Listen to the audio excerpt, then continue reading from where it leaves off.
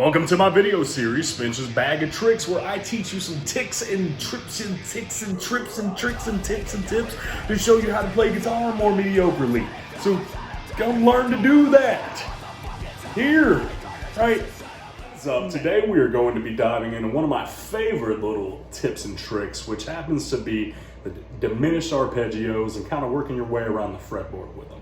So we're gonna hop into this and show you some of that fun shit. To do the lesson, you actually don't need an extended scale or drop tune guitar. You just need a 6-string and standard, but I will also show you how to play it on an 8-string tune the way this one is, which is E-A, E-A-D-G-B-E, from low to high. All right, so what is a diminished chord? A diminished chord is a fun one because it's just all minor thirds. So,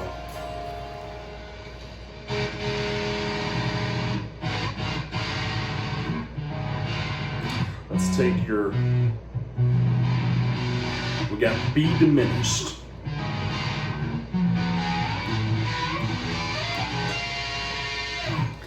Because it's only minor thirds, you can actually play 3 frets up or down anywhere from the original spot, and you're going to have something that's still in that diminished shape.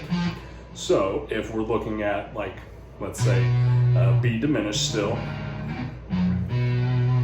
that would be on the 5th string on the 2nd fret to start with. And then up 3 frets to the 5th, you would have the next note. And then up 3 frets to the 8th, you'd have the next note. And up 3 frets to the 11th, you'd have the next note. And then up 3 frets, you end up cycling all the way up to the octave. And so this whole thing is completely true of every single string and every single position. So that's what it looks like on the 5th string. On the 4th string, you would move up to the 3rd fret and then going up to the 6th fret. And then from there, if you wanted to just keep going linearly from 6 to 9, 9 to 12, 12 to 15, 15 to 18, and so on and so forth. So then if we're continuing up the strings, we're on the 3rd string on the 4th fret, and you go up to the 7th fret, 7th, 10th, 10th to 13th, 13th to 14th, 13th to 16th, 16th to 19th, so on. And then if we go up to the B string, the 2nd string, we are now at the 6th fret, which if you want to continue it literally, 6, 9, 9, 12, 12, 15, so on and so forth. But for my preferred shapes, I always keep the 2nd string as a 1 note per string, and that's where I'll go to the next one, which would be 4th fret, and then 7th, and then of course 10, 13, 16, so on and so forth. So you get a shape that at the top half looks something like this.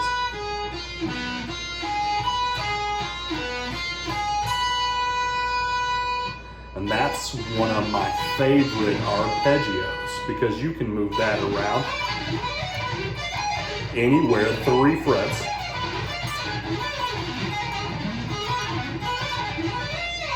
And you're just cycling the inversions of the same chord. So it's a fun way to work up and down the fretboard to get to wherever you're going, kind of build a vibe as well.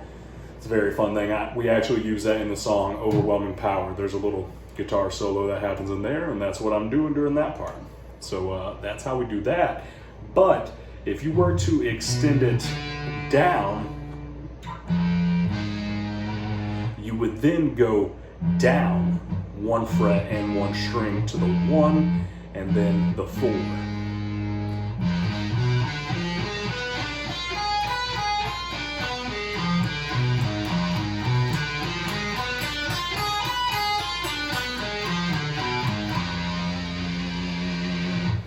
And if you have an 8-string tuned to this tuning, your 7th mimics your 5th string and your 8th mimics your 6th string.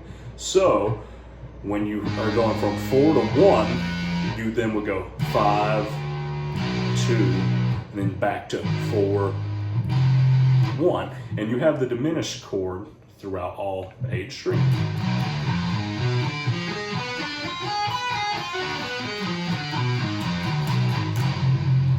And again, you can move that up or down 3 frets.